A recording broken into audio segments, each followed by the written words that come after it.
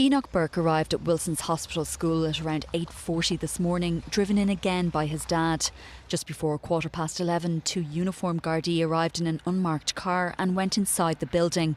And at about 20 to 1, Enoch Burke was driven out of the school in the back of the Garda car and brought to Mullingar Garda Station. He was arrested under the Public Order Act. A file is being prepared for the DPP, and he was released from the station just before 2 p.m. But it didn't end there, with Enoch Burke returning to the school and once again trying to get onto the premises. Do not enter this premises. I was unlawfully. I was unlawfully arrested.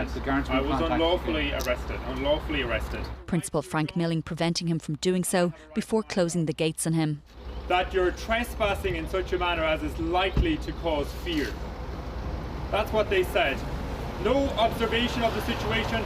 Totally preposterous. It's not trespassing to turn up at your place of work. Undeterred, Enoch Burke walked back onto the school grounds when the gates opened for a car and was met once again by the principal, spending about 40 minutes on site before being driven away by his dad and without Gardaí returning.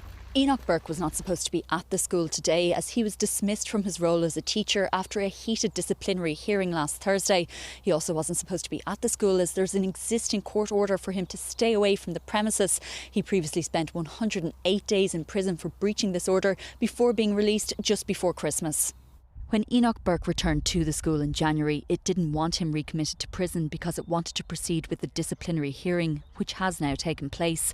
The school has, however, also sought the sequestration or temporary seizure of his assets to try and make him abide by the court order.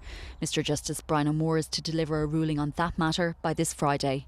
Nicole Gernon, Virgin Media News in County Westmeath.